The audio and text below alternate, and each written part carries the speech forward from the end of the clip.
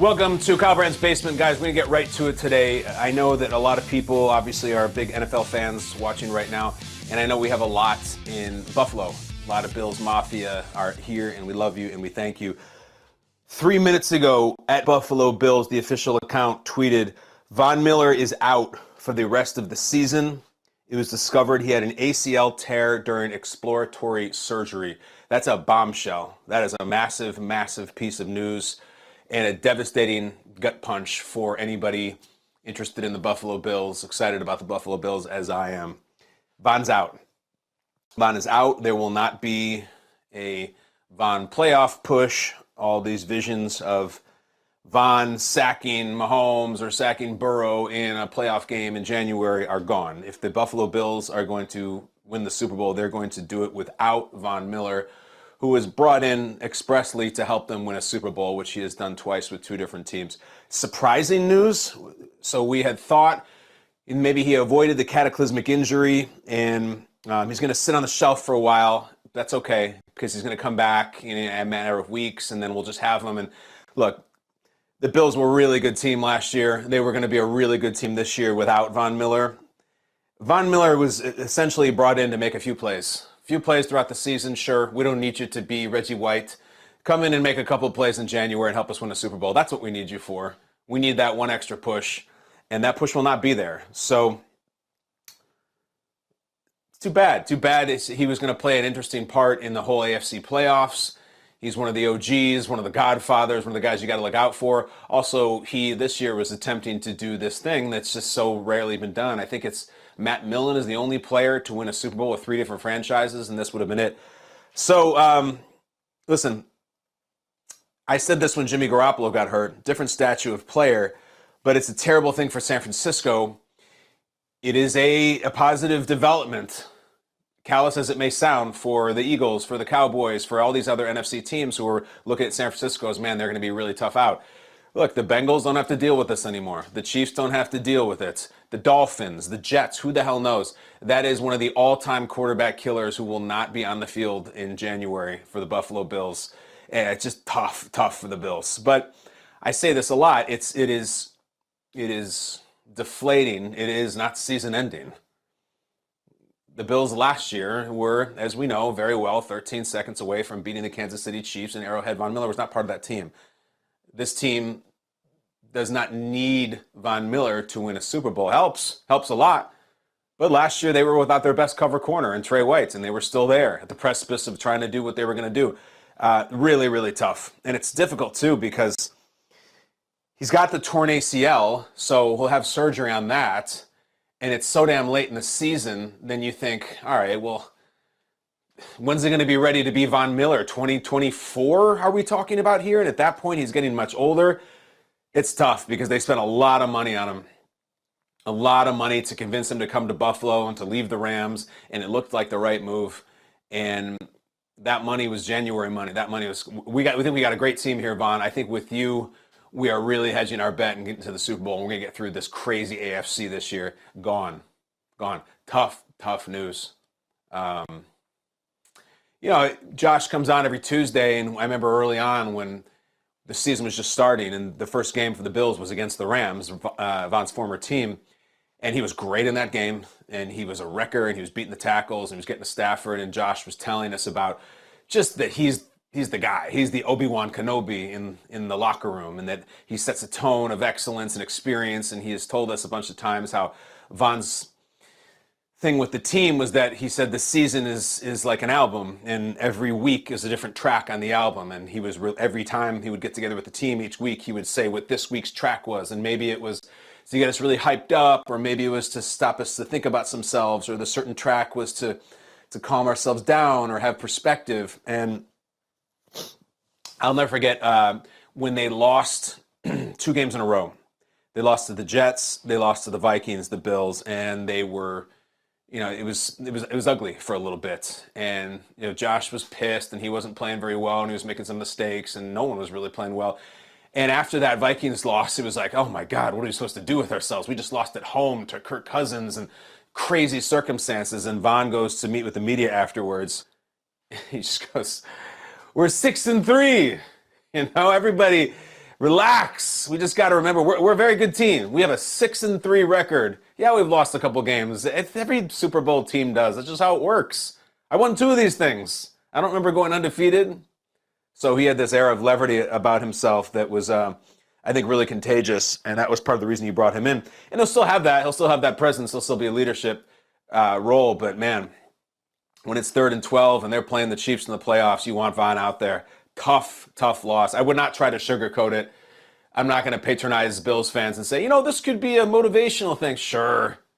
Guy's a killer. He's making a lot of money to win January football games with Buffalo. And it was just a sucker punch, too, because, he got banged up. But if you've been following the headlines like I have, it all seems to be encouraging that it wasn't a serious injury. He will be back. And it's all right, fine. Who cares? He got banged up for a few weeks. We can tread water without Von Miller for a little while. Done for the year. Torn ACL.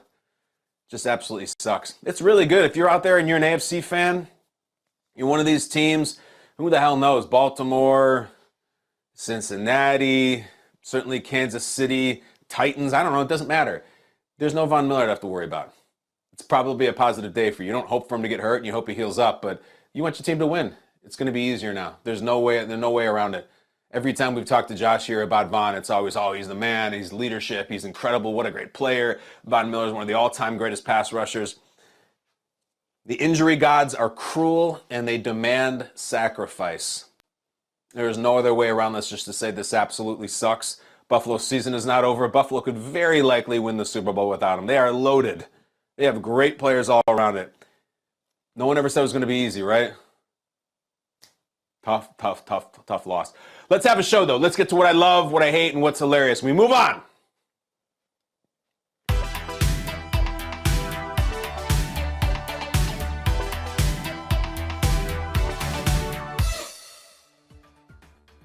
You guys know this. I talk about it all the time. Maybe I should stop doing it. I'm a fan of Baker Mayfield. I like the way he handles himself. I love him back from college. I love the way he took the Cleveland Browns through the playoffs and beat the Steelers. That actually happened. The Browns were beating the Steelers and competing with the Chiefs in a playoff game. Their quarterback was Baker Mayfield. I love that he's going to get a shot with the Rams. I was on here yesterday hoping he would get a real shot with the 49ers. This is intriguing as hell, though, with the Rams. A couple questions here. One, is he going to play tomorrow night? There's these whispers that he might actually start for the Rams on Thursday night when he's been a Ram for 48 hours. Is this just going to be a few games and it's going to be this bizarre period where Baker Mayfield was in a Rams jersey wearing number 17? Or could this have a future? I would say Matthew Stafford's future is murky as the Rams quarterback. Some very, very dark injuries this year. He's had concussion stuff. He's had back stuff. He's a family man with a wife and a bunch of daughters. His wife is very outspoken and concerned for his health. Could he hang it up after this year? Maybe. And then is Baker Mayfield going to be the guy taking the keys from Sean McVay and throwing to Cooper Kupp? That'd be crazy. Is Sean McVay even back next year? This is a disastrous season for him. He'll have a million options in media, as always. Don't know. And is Baker Mayfield going to be the guy? Here's my inspiration if I was to tell Baker, here's who you want to be, man. You are the fastest number 1 overall pick quarterback in history to get to a third team. Faster than Sam Bradford, who had it. By the way, another Oklahoma guy who won the Heisman. You're the fastest ever. You know who you want to be? You want to be Carson Palmer. Carson Palmer, number 1 overall pick quarterback. Another Heisman winner. Cincinnati did some good things, kind of like Baker did in Cleveland. It just kind of didn't work out in the end. Second stop for Carson Palmer. Remember when he was a Raider? He was miserable. He hated it. He wanted to retire. So that's the second stop. That's Carolina for Baker Mayfield. Remember the third stop for Carson Palmer? Number 1 overall pick quarterback. He was an Arizona Cardinal. It was fantastic. Got the right coach, got the right players around him. Totally refreshed vibe. Moves to the West. Blows up. Damn near took a run at a Super Bowl. Was really, really good. Played the best football of his career. That should be what Baker Mayfield is trying to do. I can't give up on the guy. I can't. And there's guys who have done it. Jim Plunkett, another number 1 overall pick quarterback who get his third stop and made it work. It's rare. 2 teams said, I want nothing to do with you anymore. You got to go. But it can happen. Baker Mayfield, I am unapologetically a fan of you. I'm one of the only people watching, listening in my zip code, maybe in this country anymore, who's like, yeah, Baker. But I guess Sean McVay likes him. I guess Les Snead likes him, and I like him. Carson Palmer's going to be your guy. You can happen on the third stop. Get in the right spot, start chucking that thing around. We'll see what happens. I'm happy for Baker. Let's get, though, to what I hate. Come on.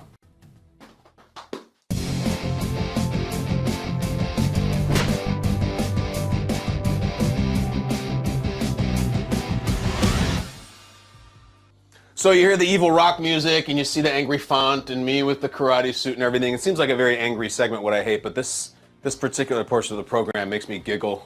It makes me laugh. I'll tell you why. I hate this very tired obsessiveness with sports reporters trying to be first. First. And we have had rock bottom for sports journalists trying to be first in breaking a story. You have this whale, this Moby Dick, this once in a decade, maybe once in a quarter century story with the biggest, best player on the biggest team in your sport, and he's signing the biggest contract ever. But with who? Who knows? It could be this team, it could be this team. It's the Aaron Judge situation. It feels a little bit like LeBron when he first went from the Cavs to Miami. It's a big deal. There are a lot of big heavy hitters waiting to try to break this news and fighting for it. So if it's that big a deal, and this could be the biggest story for the rest of your career, the biggest story so far in your career, and if you're one of these people on the front lines who might be breaking it, who might be the very first to thumb out your little tweet and say the news and just watch the likes and retweets go crazy and get intoxicated on it, you damn well better be right. You have to. You have to be right, or no one will ever care if you're right again. Case in point, Jon Heyman. Jon Heyman is a baseball writer. He's been in the game a long time. Sports Illustrated, New York Post. I came across him years ago. He used to work for, he's MLB Network guy. He used to come on Jim Roma's Burning, which I was a producer on. And he would come and be a panelist. He was at SI for a long time. He's at MLB Network now. And my experiences with him were fine. Didn't have a lot of interaction. Have nothing really to add about him other than he showed up and did his work. Tweets yesterday. This is an all-time tweet. Tweets oh my God, I broke the news. Jon Heyman tweets, 2:20 p.m., December 6, 2022. Arson Judge appears headed to Giants. Oh my, wait a second. Arson Judge? This dude had the typo or the autocorrect on Aaron Judge, and not only snipered his name and messed it up, turned his name into a crime. Arson Judge appears headed to Giants. But you know what?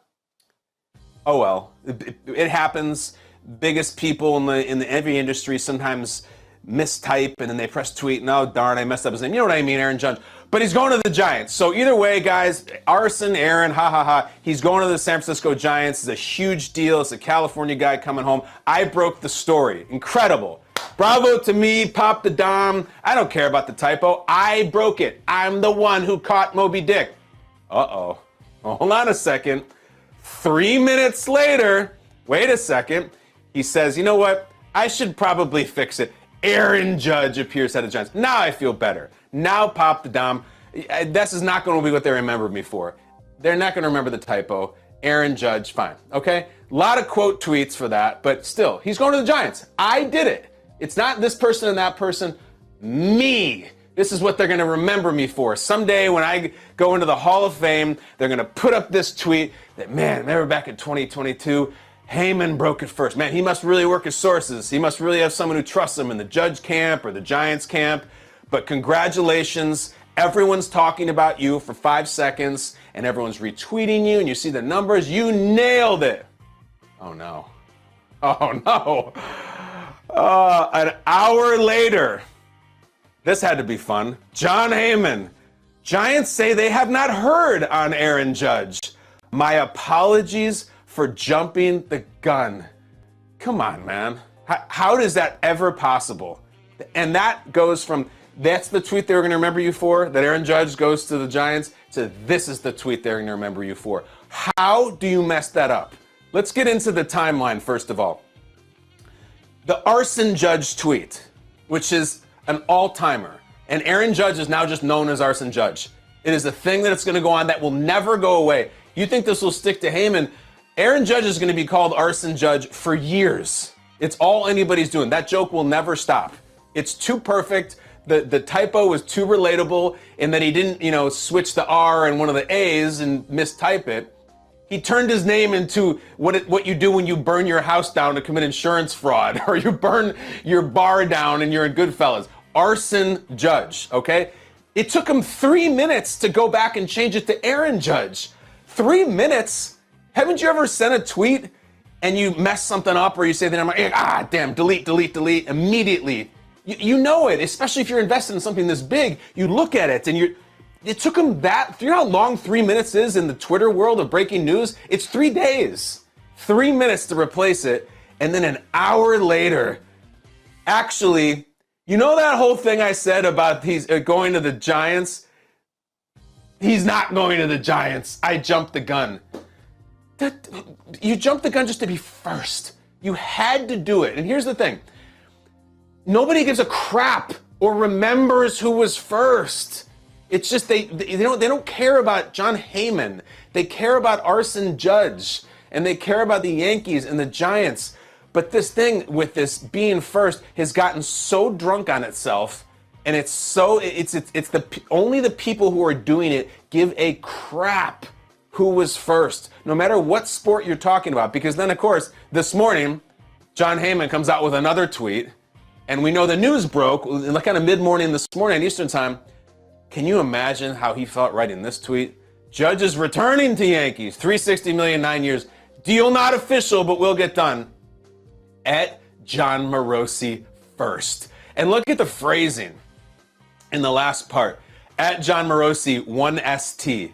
He didn't even say, John Morosi had the story first, or, colleague John Morosi originally reported the story. John Morosi first. It is what is the least possible acknowledgement I can give to it? I don't even write the word first, F-I-R-S-T. I don't even want to spend the characters. At John Morosi first. I'm actually surprised that he added him, he didn't just write his name without it. It's such a laughable mistake. And I take no pleasure in laughing at John Heyman. I have no relationship with him. He's just playing the lead role in this very funny story. I guess it could have been somebody else, but it's him, and it's his fault, and he doesn't deserve to be crucified for it. But damn well, we're gonna have a laugh about it for a day, or a week, or a year, or a decade. I'm choosing my day.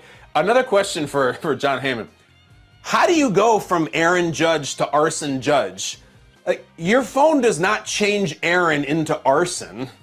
I even tried it. I'm sitting around my phone this morning.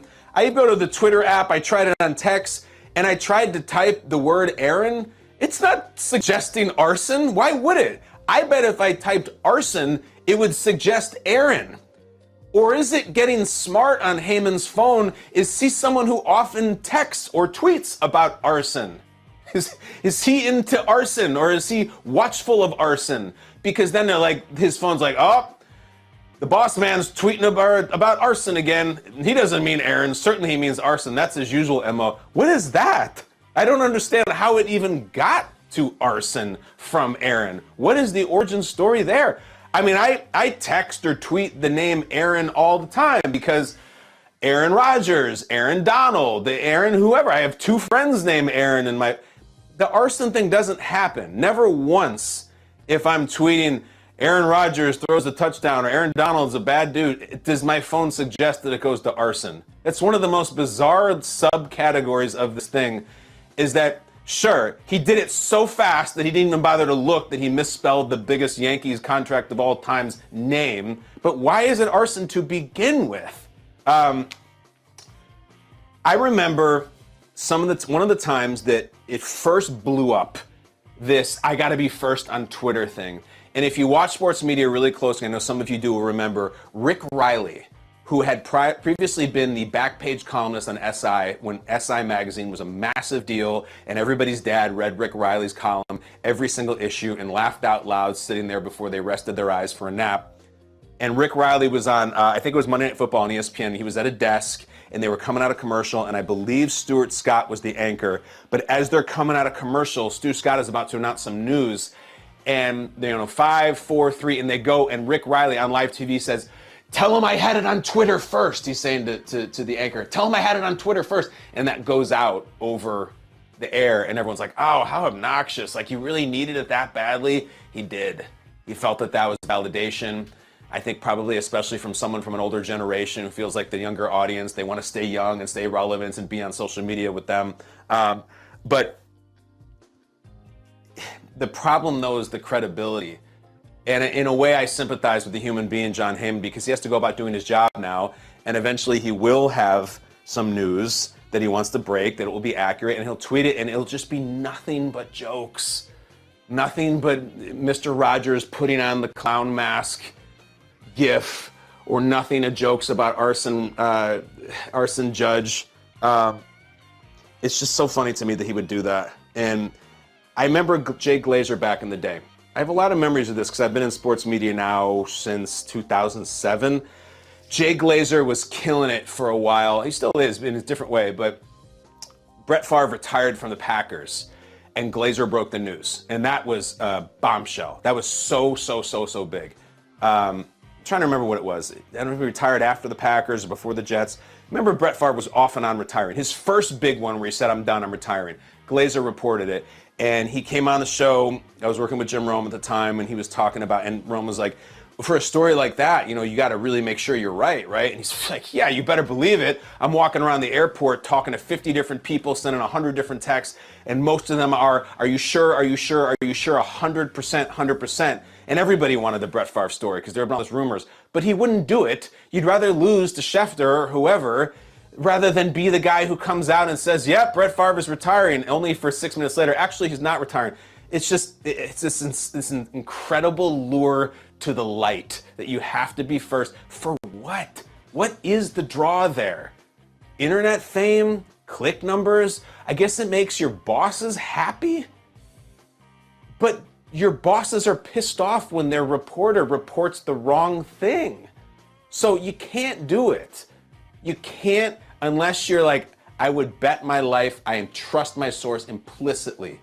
And what's funny is that between the arson judge, Aaron Judge reporting, and then the double back, you know, someone from Judge's camp or someone from the Giants is like, John? Yeah, he's not coming to the Giants. It's just so, the arson judge thing is the funny part. The wrong to the Giants thing is the serious part. I have a very, very small personal way to relate to this. At last year's draft, I got to announce one of the Bills' draft picks, and it was Terrell Bernard, a linebacker from Baylor.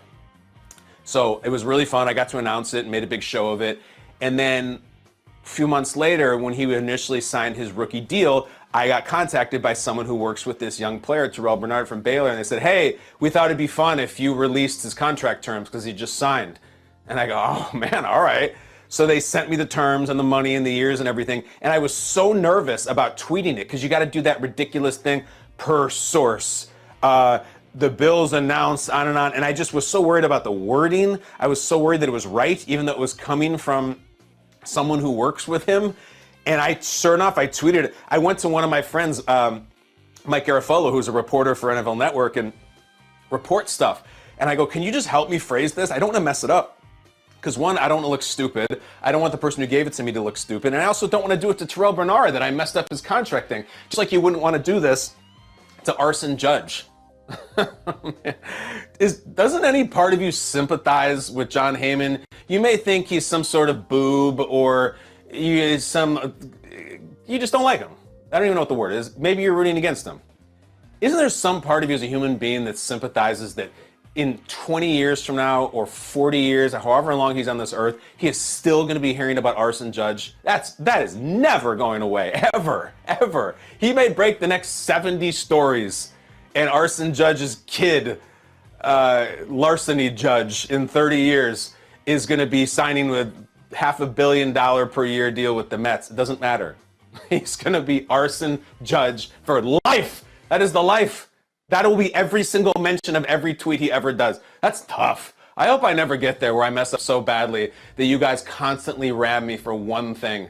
I might have already had to go through the real world thing and Days of Our Lives and all that stuff, but I still have never had my Arson Judge moment. When I do, and I probably will, I'm pretty smart on Twitter, but when I do, just take it easy on me, right? John Heyman, Cheers to you, buddy. You broke the arson judge of the Giants story, and we'll never forgive you for it. Let's move on, though, to what's hilarious.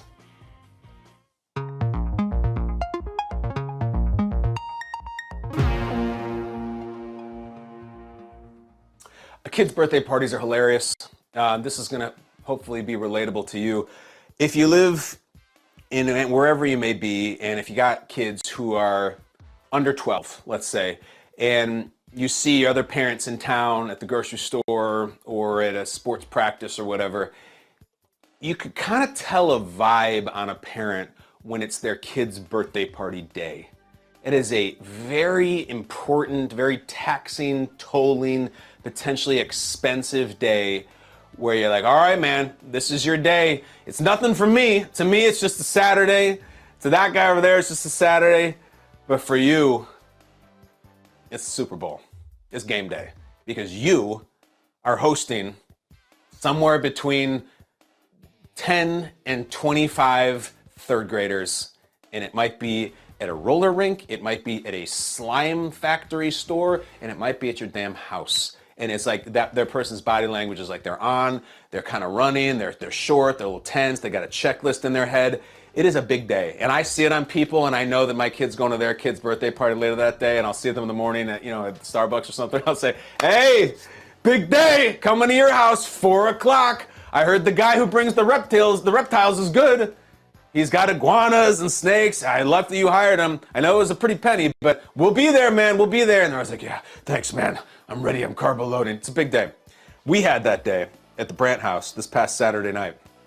We had 17 third graders to my house, but more specifically to my driveway. And we went big.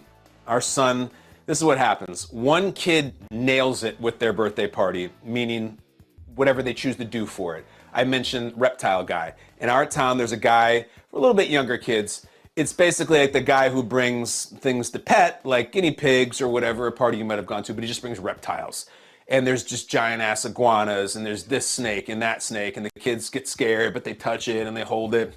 Reptile guy has a racket going around this town because if you have 15 kids at a party, and they all like the reptile thing, then you got 15 moms or dads picking them up and you hand out the cards. So like the sort of pyramid scheme factor of it is you will get the derivative parties. We were a derivative party of video game truck guy. Now, what is video game truck? Maybe you've been into this, maybe you haven't. My son has been to 2 or 3 of these, and all he's been talking about since then, he has a December birthday, so in the spring, in the summer, in the fall, I want a video game truck party, because he went to these other kids. Video game truck, let me just tell you about this, it's like they bring you an arcade, sort of. This giant trailer. It's not actually a tour bus, it's a trailer on the back of a large pickup truck. It's got Mario on the side of it and Sonic, and the kids see it pull up to the street, and it's like Santa's sleigh is here, and they're so excited.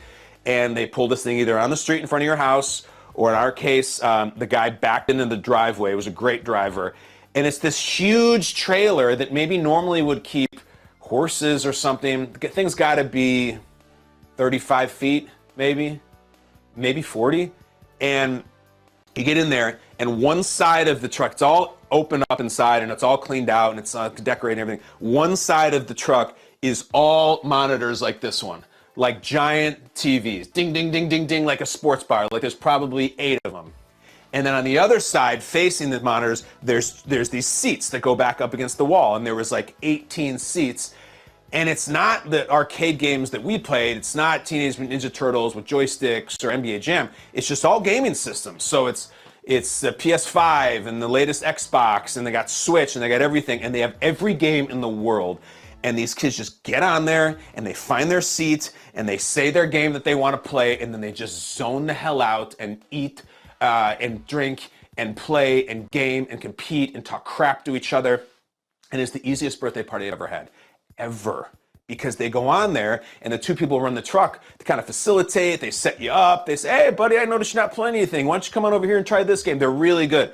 So my wife and I are just sitting out there, like just hanging in the front yard while normally like you're wrangling and it's like you're bull riding or running from the bulls. Like you're doing some sort of animal experience with all these kids to keep them from getting hurt, from hitting each other, from crying, from touching things they shouldn't. It's an all hands on deck thing. And the parents are just dropping off. I'm at the age now, the parents aren't staying. This is a drop off party.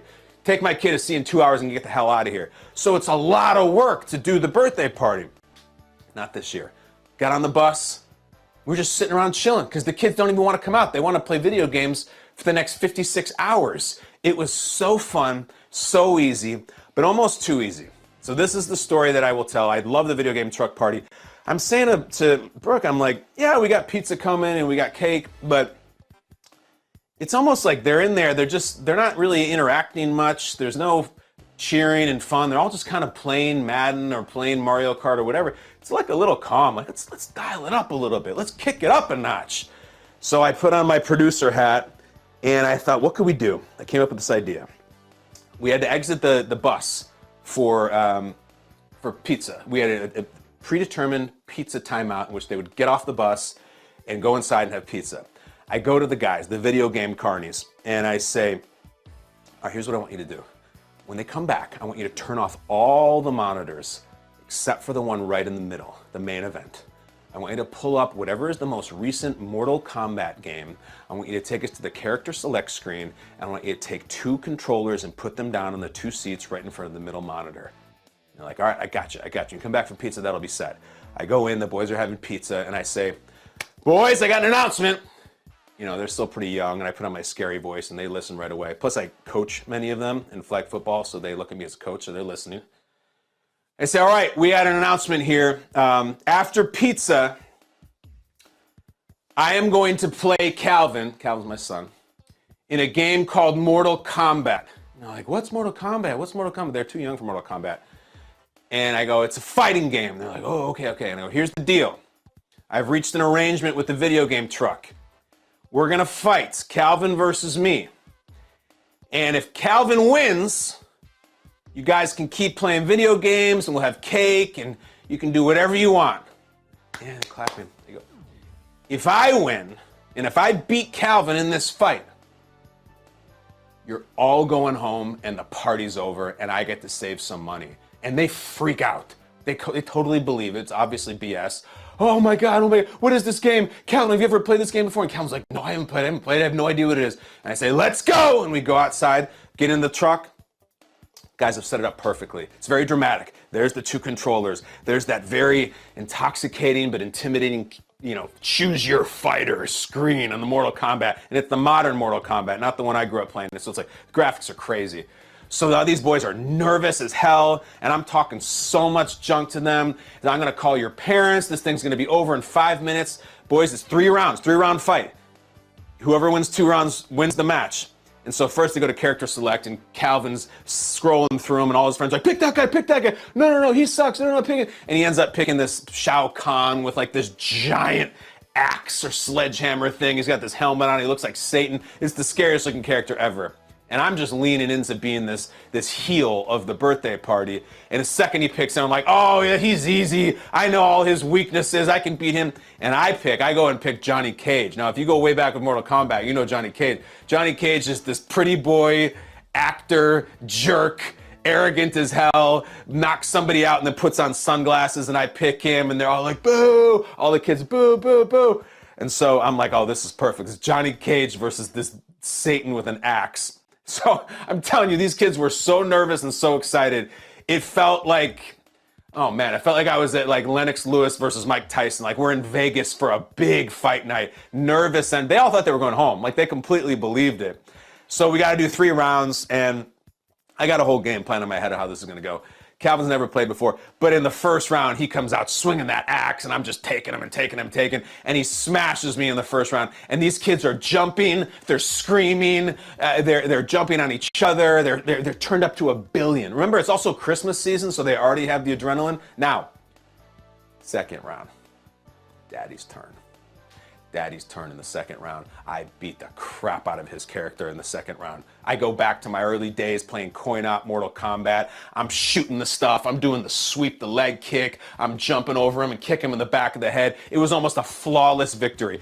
Beat the crap out of his guy in the second round. And these kids are ashen. I'm talking about they are terrified, they are shook, and the second I dropped them, I spoke their language. I get up, I start doing the gritty, I'm dabbing, I'm doing all that dumb stuff. I'm saying, that's it, one more, call the parents. I'm yelling out, Brooke, call their parents. Get them, I want their parents ready when I win this next round. Get them here. And they're, no, no. And they're trying to give Calvin advice and all that. Start the third round. I get a few shots in early and it looks like a wrap. These kids start grabbing my controller and trying to press the buttons. They're trying to sabotage the whole thing. And then pretty much Johnny Cage drops his hands a little bit. Calvin finishes, strikes the final blow, which is, if you know Mortal Kombat, it's all slowed down and it's all graphic and half the guy's jaw drops off and it's extremely violent. I probably shouldn't have showed it to him. But the second I struck that final blow, the kids, it exploded. They jumped on Calvin like a dog pile. It was as if they had just won the World Cup, the World Series. It was so, you could hear that 6 blocks away. And Calvin has this huge smile on his face and they're saying, Calvin, Calvin, Calvin. And I start screaming, no, I was robbed. I'll get you next time. And they're all screaming at me like I'm a WWE heel. Unbelievably fun. The video game truck guys made it work. I would do it again in a second. It was so great. We asked Calvin afterwards, oh, what was your favorite part of the party? When I beat Daddy in the fighting game. It was awesome. So great. Brings a smile to my face still. But great kids, great entertainment. We will always remember, I think, his 9th birthday party is like the happiest one he had of his early on childhood. Until next year, maybe we'll beat it. I'll have to beat him in Call of Duty or something like that. But until then, Johnny Cage, I'll get you back next time. We got to move on. We got to go. Oh, perfect. Absolutely perfect. It's time for a family confessional. Let's go.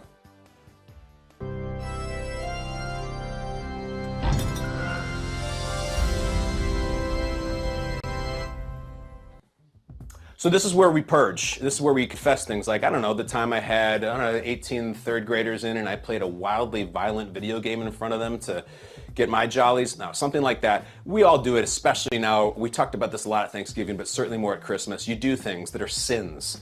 Not outright, you're not committing crimes, you're not committing adultery, but man, you do some embarrassing stuff as a child, as a brother, as a husband, as a parent. And a lot of times you just keep it to yourself. You don't want to text it to anybody because then the text might get seen.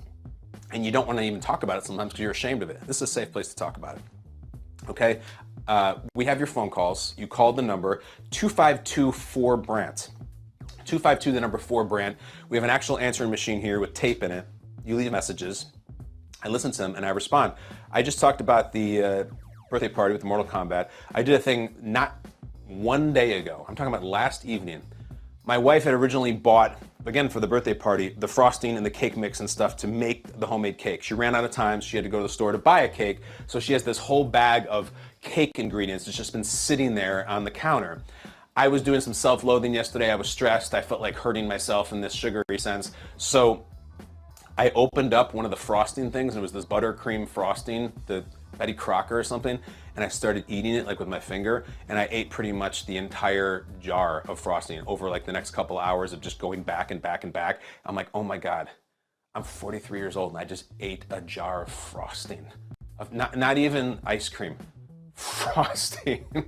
And so I was so ashamed, and Brooke wouldn't really care, but my dignity was kicking. I didn't want her to know. And so I had two problems. One, she was going to go through the groceries and be like, wasn't there another thing of frosting? But also, I threw it away, but I don't want her to see it in the garbage. She's going to come home, step on the little pedal that opens our garbage can and be like, who ate in, babe? Did you eat a whole thing of frosting? So I did this most shameful thing you can do is open it up, you reach down, and you pull up like the epidermis, a couple layers of garbage, and you put it in the middle. Now, you don't want to put it all the way in the bottom, because then when you take out the garbage bag, if she was to do it, you'd see it through the bottom because it's up against the plastic of the white garbage bag. You got to conceal it in the middle. And then also, when you put it in the garbage can outside, if she happens to see that, it's still totally buried. The body is buried. You can't see it. It's a really pathetic thing to do. not only the eating, but the concealing. The cover-up is always worse than the crime. So that would be mine. I should not have eaten a whole thing of frosting as an adult or any level, let alone tried to conceal the evidence. I did both. Question is, what did you guys do? Let's get you in here. We have some calls to get to. You filled up the answer machine. Let's get to a young lady who called us at 2524 Brandt. Her name is Alicia. Alicia, here's the message she left us. What would you like to confess on Family Confessional? Hey, Kyle. This is Alicia from Buffalo. So I have kind of a disappointing parenting moment, a failure, as I sort of looked at it. A few years ago, my son had lost a tooth and went through the motions, put it under the pillow, did the whole tooth fairy thing. He put the money in his piggy bank. A couple days later, he lost another one. And I am not somebody that often carries cash on me. And I realized at 10 o'clock at night that I didn't have any cash on me. So I had to take the money from his piggy bank that I had given him a few days earlier to put under his pillow that night. And I felt awful at the time. I felt like the lowest of the low. But then after I thought about it, I wondered why I hadn't done that in the first place, just reuse the same money I gave him. I think about how much money I probably could have saved over the course of the 5 to 6 years that he lost teeth. Just wanted to share that. Go Bills. Alicia, I'm glad you did. I'm glad you did. I have a lot of thoughts on this. My first one is a question. I wish we could clarify this. Are you saying that you reused the money from his piggy bank because you were in a pinch because it's 10 o'clock, you didn't have cash, and then never added new money? So let's say, I don't know what, $5. Let's say you put a $5 bill under his pillow, and then he gets out and he puts the little $5 bill in his piggy bank. He folds it up. The next tooth, oh my God, I don't have any cash. What should we do? What should we do? Oh, ding, ding, light bulb. Very smart, in fact, innovative. I'll just go get the $5 I know is in his piggy bank and I'll put it under his pillow. Oh, look, a $5 bill, another one, great. Slide it in the piggy bank. You can't see what's in the piggy bank. It's solid, it's opaque. But at some point, Alicia, though, you have to double back and put the new 5 in, right? So that when he opens the piggy bank eventually, or breaks it like they would 50 years ago, he sees that there are multiple 5s. You're not really saying that you would still just I think you are, actually, because you're saying how much money you would save by just using the same 5 every single time. Maybe it's a 5, maybe it's a 1, maybe it's a 20. I don't know how you roll. I think at my house it's 5. But here, I'm going to see you halfway. Very smart idea in a pinch. I never have cash ever. Never. I'm constantly going into my wife's wallet to be like, do you have any? I got to tip the pizza guy or something. I never have cash. So I relate to that part. And I think it's very innovative to grab the 5 and in a pinch, though, but not as a solution. You can't do that. You're like, I'm thinking about the long-term financial ramifications. How many teeth does a kid lose in his life? 20? I don't even know. Let's say it's 25. So 25 times $5, that's $150, like $145 that you would save over this whole span of his losing teeth.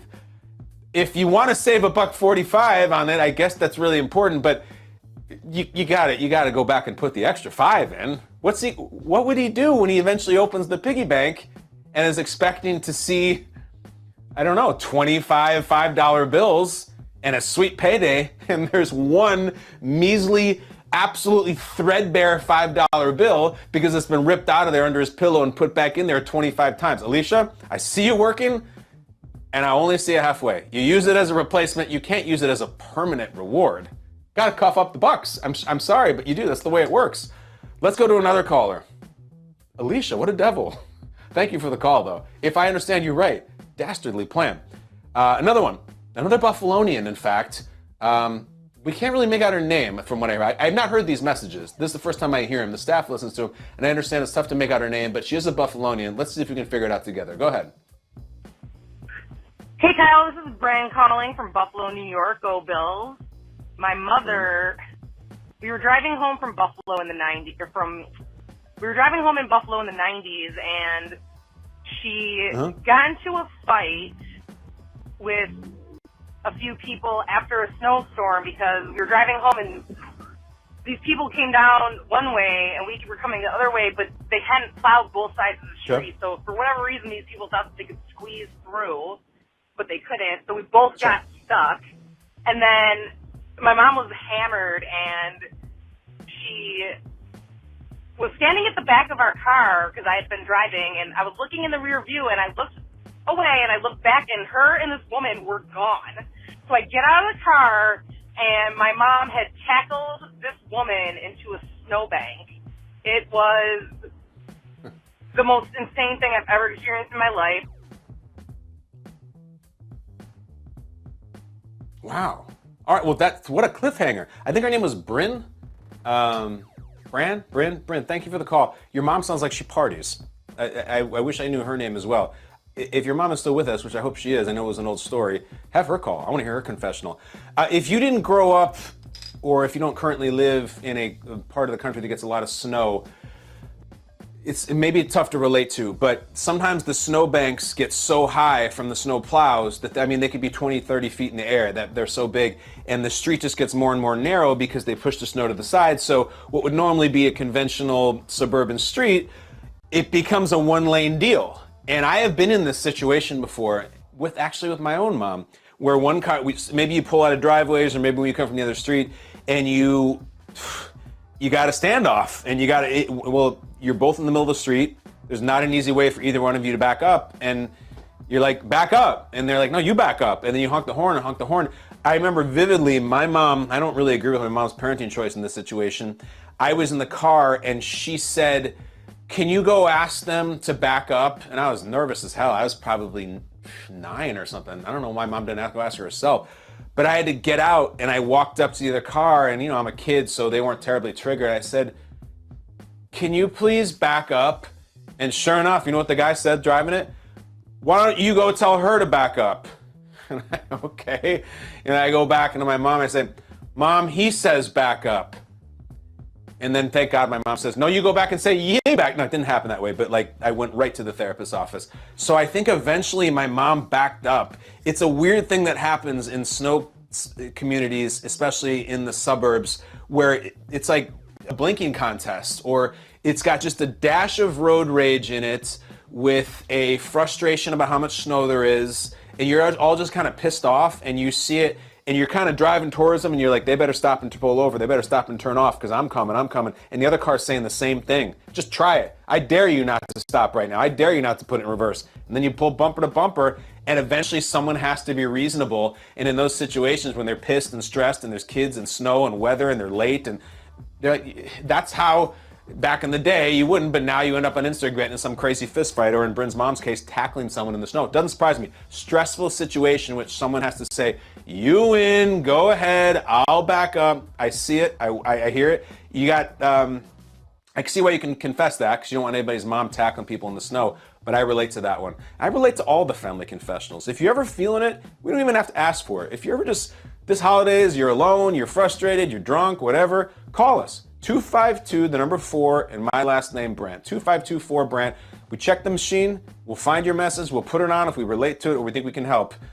That's it. That's Family Confessional. And now we get to a guy who has a family of his own. His name is Michael Flynn, and he is the star in a segment that we call Brandt Awareness.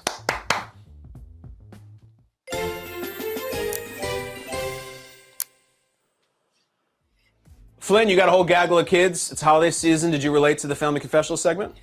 I very much related to Alicia in the Family Confessional segment. It's something that we have done for a long time because it's true. I feel like nobody has cash on themselves anymore, and their kids, and I don't know about your kids, but my kids, no idea how much money is in their piggy bank. So it's not only a tooth fairy thing, it's you said tip the pizza guy. Like anytime you need cash, it's not going to be in my wallet. It's going to be in the kid's piggy bank, and I'm just going to steal it from there. Maybe that makes me a bad parent, but my 9-year-old Calvin, for his last birthday, like a year ago, he got a wallet. He's just one of these like Velcro wallets with a shark on it or something. And the kid will get like some birthday money or whatever, and he keeps it in there and he doesn't spend it. So there have been 2 different times when we have like Chinese food covering or something where I've gone into my kid's wallet for cash. I don't know what it is, but like obviously cash is becoming more obsolete. You just don't have it. But there's still those situations where you need it, and maybe you can't sign a tip, or just maybe like if someone, like, let's say we ordered some furniture or just something, and like these guys carry it in and they're like working really hard, and I just want to give them $10 or whatever. I can't do that with my Apple Pay or something. So I go into my son's wallet. I get it. I know you get it. I go to you for a lot of things. In this case, I go to you for headlines. What have we missed in the show today? What's going on? Keep me aware. Let's start with the 49ers. Adam Schefter reporting Jimmy Garoppolo does not need foot surgery and that he could potentially return in 7 to 8 weeks. That would put a possible return right around the time of the division or conference championship game. Do you think we see Jimmy again this year? This is the tough part about Jimmy, because I'm going to tell you how this is going to happen. Brock Purdy is, knowing Jimmy's luck, Brock Purdy is going to work. He's going to play well. He's not going to set the world on fire, but he's going to be a winning quarterback who throws the right pass and throws the right touchdowns. And they're going to get to the conference championship game, and Jimmy's going to get a clean bill of health, and he's like, I'm ready. And Shanahan's going to say, we're sticking with Brock Purdy. And Jimmy's like, what? What do I got to do to get a break in this league? What? Are you kidding me? A relevant boy is going to take my shot and go to the Super Bowl, go to my Super Bowl? That's how it's going to happen. It's the only breaks Jimmy gets are of his foot. That sucks. Wait, hold on. Let me say that again with the proper sound effect. The only breaks that Jimmy Garoppolo gets are with his foot. I feel bad for the guy, because that's inevitable, right? It's inevitable. Like, Jimmy Garoppolo was going to get to the Super Bowl this year, maybe win the whole thing. And now, I don't care if it's Mr. Irrelevant or a guy who never played football in high school, college, or pros, and they signed him off the streets, and he's the 49ers quarterback. He's going to play well enough to keep Jimmy Garoppolo off the field. My heart almost broke when I heard out that Jimmy might be back for this season. Some people were saying, like, oh, that's great. Maybe he could come back in and, like, win the Super Bowl for him. That's not the deal with Jimmy. He gets bad luck. Now, he gets a ton of money. And he's certainly blessed with his looks in many other ways. But the second I saw that he's going to be back, I'm like, well, Brock Purdy's going to be great. That just guaranteed it. It guaranteed the fact that Jimmy might be able to rejoin the Niners means that he won't be welcome to rejoin them in the starting offense when he gets back. I feel for the guy. Makes a lot of money. I get it. Nothing to be sad about. Kind of nice if he was out there in the field with the redemption story, but it's not going to happen, Flynn. I'm sorry. Brock Purdy is not going to take them all the way to the Super Bowl. It's just destiny. Them's the rules. I'm sorry. No apologies. Yeah, I think Jimmy just needs to find his way out of San Francisco and start fresh somewhere else where he can have a little bit better luck. Moving on, the annual Nickelodeon game will take place on Christmas Day this year. The NFL Nickmas game will feature a matchup between the Broncos and the Rams on CBS and will be accompanied by everything from SpongeBob tie-ins to holiday-themed slime and special effects. You a fan of the Nickelodeon game? Yeah, of course I am. My close friend Nate Burleson calls the game. He does a fantastic job with it. This is a good thing. This is my take on this. You put on Broncos Rams on Nickelodeon, and Nickelodeon's like, oh, it's the worst game of all time. Exactly. No one cares about this game. It's not going to matter. It is going to be probably Russell Wilson versus Baker Mayfield if you're interested in that. But if it's a crappy game and it's on, you're going to watch football because you're going to have it on.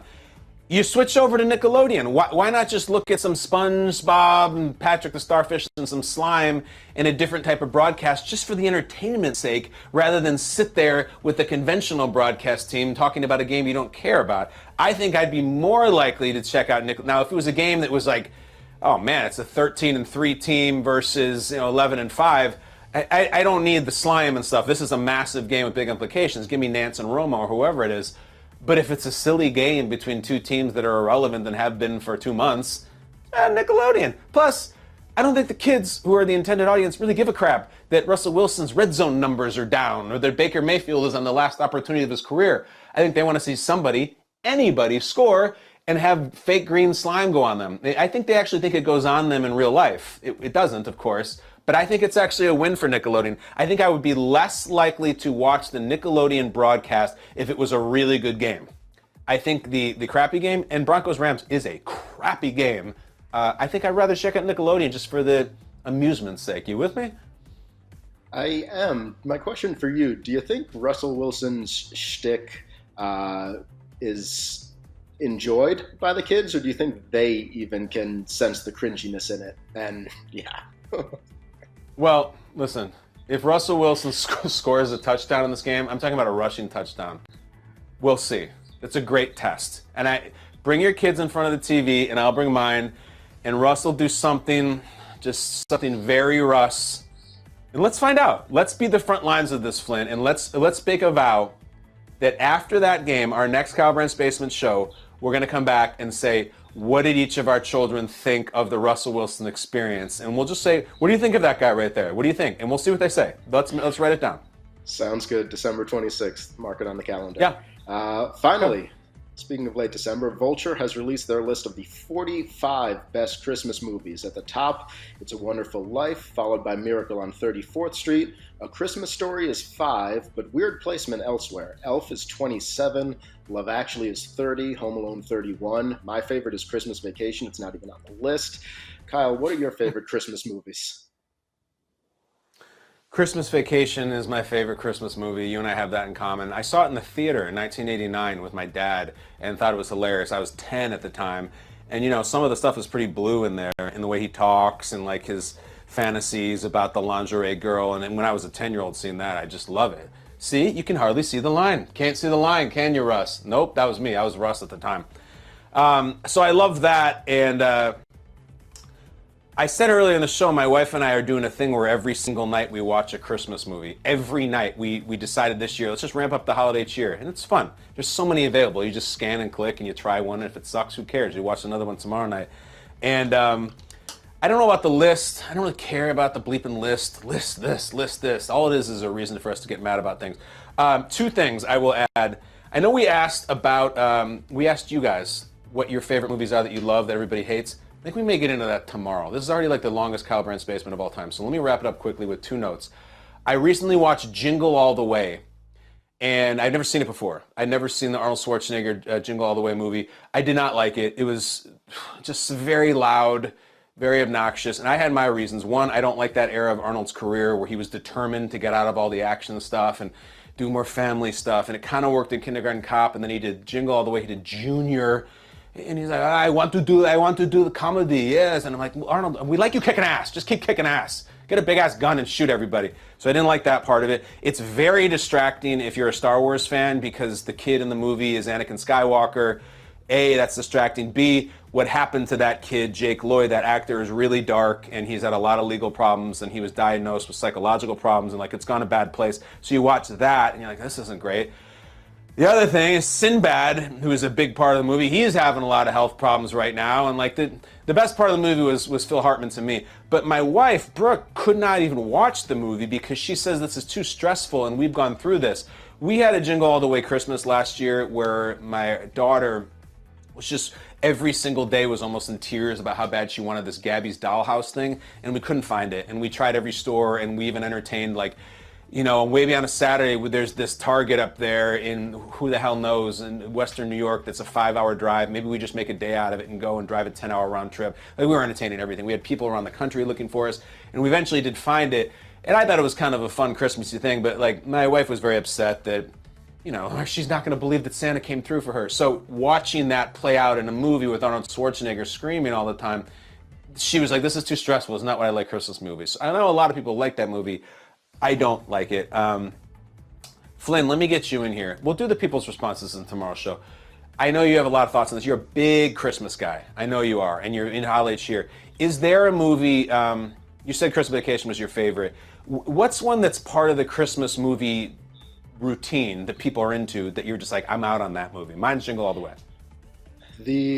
What's funny, I actually remember watching Jingle All the Way as a kid and liking it. I kind of want to do the Russell Wilson experiment and show it to my kids and see how it holds up, because I'm guessing it's not good. I'm going to go ahead and say the Santa Claus, and maybe the Santa Claus trilogy. That's something that came out while I was a kid it just didn't give me the feels that a Christmas movie is supposed to give you. It just was not my favorite. Santa Claus was part of our festival this year. I had never seen the Santa Claus with Tim Allen. I just missed it. We watched it this year. A couple things jumped out. It's in 2022. There's just all this stuff about how fat he is, and like they're constantly like, "Wow, you got really fat," and like he gains 40 pounds over it. It's just a lot of stuff about that which wouldn't fly now.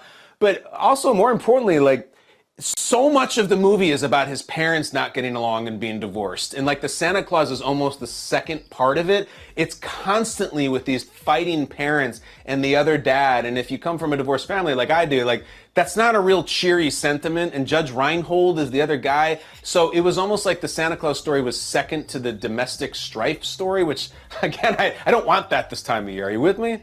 I am 100% with you. Not my favorite at all. All right. Well, listen, Flynn, let's get into more of this tomorrow. The people have great answers of the Christmas movie that people love that they hate, but I'm going to end the show right now. Quickly, let me throw a dart. Let me go to the sky cam. Flynn, we'll see you tomorrow. I'm going to throw a dart, and whatever number it hits, I'll do a corresponding topic. Let's see. I'm going to go right here, and the number is 11. We got 11 right there at 9 o'clock, so they have 20 topics up there to go, 20 numbers on the dartboard. And number 11 is, what was the first car you owned? Oh, that's easy. I was a younger brother. My older sister was 2 years ahead of me, so typically you are able at driving age when you're 16. So I was a sophomore and my sister was a senior, and my sister was kind of a star, student council, cheerleader. So she got a very, very, very cool car, and she deserved it. And she got a green, like a forest green Jeep Wrangler. And if you remember in the 90s, that was a cool car to have. It was the Sahara edition, green and tan Wrangler. And so she got it, but the joke was on her. Then she went to college, and my parents were like, "You're not bringing that car with me." So guess who got it to inherit the Jeep Wrangler when I turned into a junior in high school? Me. And I had a Van Halen sticker on the back, and I had a Silverchair sticker on the back, and I had a 10-disc CD changer that went under the driver's seat in which you put 10 discs in. And it was a lot of Alanis Morissette, Jagged Little Pill, a lot of Tool, Inema, Pearl Jam, No Code, like all that. It was just the best. I had really great memories of it. And you keep the top down even though it's 33 degrees in the north suburbs of Chicago. Great, great car. Even if you have a cool car, if you have a crappy car, you always remember your first. Tomorrow, we'll do what was your first car? No, we'll do the Christmas movie thing. And we have all kinds of talk about tomorrow. I started the show today with Von Miller. Terrible news, terrible. The Bills... We'll have to fight through it, and nothing comes easy. It's not been a simple season for them, and this won't help, but they'll get through it. And we will too. We'll be back here in the basement tomorrow. Thank you. Love you. See you for the Thursday show. Take care.